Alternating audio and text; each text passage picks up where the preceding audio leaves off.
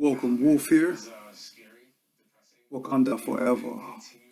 Welcome back to my channel, Diamond White Paranormal. We're going to discuss Deontay Wilder and his claims of being a warrior.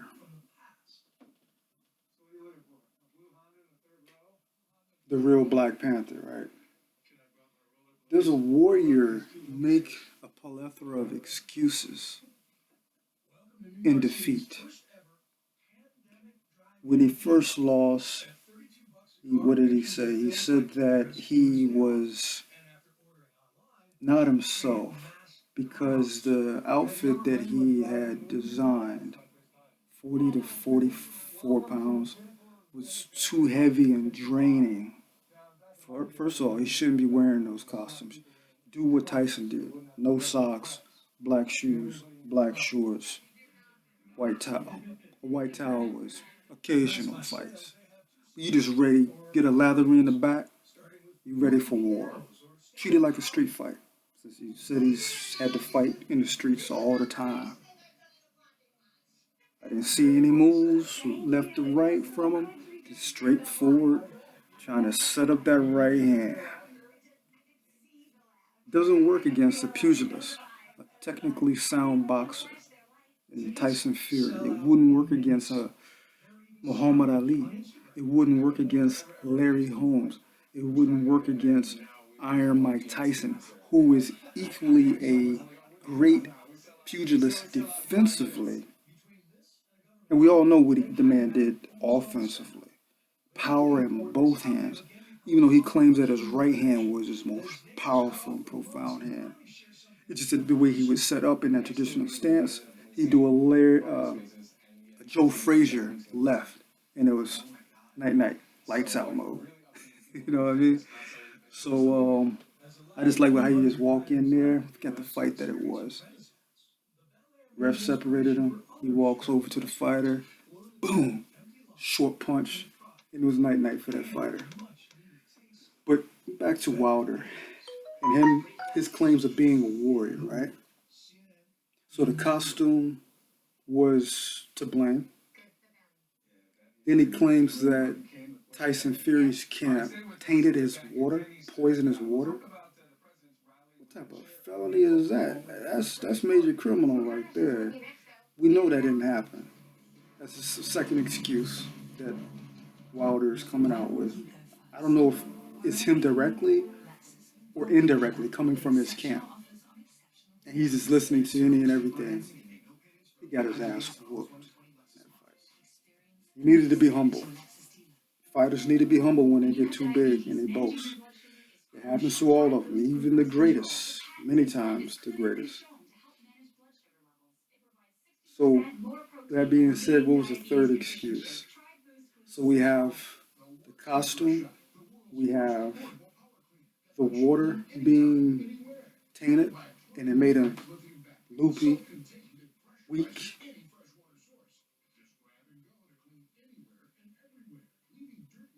I don't think so. The third was the third one I heard recently, matter of fact, that Tyson padded his gloves with the bar. His camp, the representative of his camp, see the guys here, I can't think of the name at the moment, checked the gloves of Tyson Fury. And Tyson's representative checked Deontay Wilder's. That's impossible for a bar to be put in there to brace it up, you know. I haven't heard plaster Paris. Just heard it was like a metal rod or bar in Tyson Fury's gloves. What he felt like it was metal, that was Tyson's fist, both left hands and right hands, repeatedly hitting his body, tenderizing his ribs, chin checking him on his jaw. And we know that Tyson isn't known for power. You know, let that be Mike Tyson. Did y'all catch that? Remember that video rant he put out saying he could beat a prime Iron Mike Tyson? I think he would even struggle against a Michael Tyson, the one that lost Custodiamato, Kevin Rooney, and Atlas was long gone before that. And then Don King comes in, you know? Snakes come in, the drugs, the women, you know, the lavish lifestyle, spending thousands per month on 200,000 a month for his tigers, 4 tigers, you know. So you gotta remember, you know, Mike's got a good heart, you know. People did take advantage of that, and you know, to stay on point with Wilder. Wilder couldn't handle a non-prime Mike Tyson. Because a non-prime Mike Tyson, who was just walking into big man's 80, 85-inch jabs with none of that movement, you know, where you see him in the front, he's to the side, he's hitting you with a left, some uppercuts. That's the prime Mike. We're seeing a Mike that didn't have the speed, the quickness, the power was there, but he wasn't delivering it in that blinding fashion. They could see the punches coming. He still won quite a few fights too towards that end. He was just fighting. He didn't have the compassion or desire to fight. He was just doing it for the IRS to get them off of his back. And a fighter that doesn't have the desire to be in the ring doesn't need to be in the ring because they can get themselves hurt, no matter how great of a fighter they are. And Michael has one of the best chins, like a David Tua, you know, solid. When he had in his prime, he had a 20-inch neck. You all who were fans remember that. He had a Kurt Angle neck. And those of you who know Kurt Angle in 1996 had a broken freaking neck and won a gold medal for the great USA. I remember those days. I was in junior year in high school. So there's a lot of excuses coming out there. And a non-prime Mike with that powerful right hand, his most deadly weapon. He didn't need any defense and this and that, you know. One thing he would do against Evander at that time would just over to the left and then throw that left like Frazier. But a prime Mike, you didn't know where he was going to be in a nanosecond. He's in front of you and he's going to the left, he's going to the right. He's chasing after your side to check those ribs, you know, to get some McRibs, you know, pull them out, you know. Kid Dynamite. We may never see anyone like that again. It's a shame that Custodiamato passed away. That was a major turning point. That was Mike Tyson's adoptive father. He would do anything for Cus, anything. And Cus, vice versa, would have done anything for him, his son. Firing Rooney, who carried that peekaboo style, that format from Mike, you know, calling out those digits. 246, Mike, 246, Mike, like a robot, automatically, muscle memory, is knocking people out, breaking jaws. But Deontay Wilder is not a warrior. To summarize, to conclude this video, and I was a fan of Wilder before all of the plethora of excuses. I didn't like the way he lost. It reminded me of Cam Newton's loss. Pouting like a little kid is not a warrior. In defeat, you go back, you do your homework, study what your weaknesses are. And Wilder can't box. He's not a pugilist.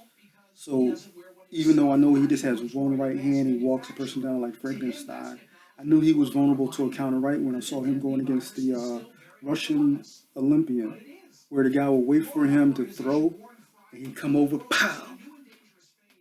Would he knock Wilder down 3 times before the ref called the fight? The bronze bomber. I think he got a bronze medal. But he never learned from that. That was many years ago, at least 10 years ago, Wilder, that is. And here we are today. And he's calling himself a warrior. My definition of a warrior is someone that's humble, not boastful, that respects their elders, even if they may be wrong. You know, you just let the person, hey, that's an old person, they, you know, and you just keep it moving. But then a warrior is also someone who studies history, learns from those that came and paved the way before them, and a willingness to reach out to them and learn things that they don't have in their arsenal to become a better fighter of today, this modern era.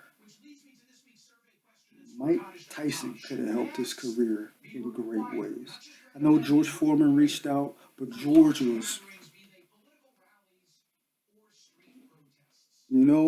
very, very methodical. But he hit you with one, and you done. Quoting Muhammad Ali, Muhammad Ali kept it real. George Foreman was a real deal. He just didn't have the speed. Speed kills. Power can kill.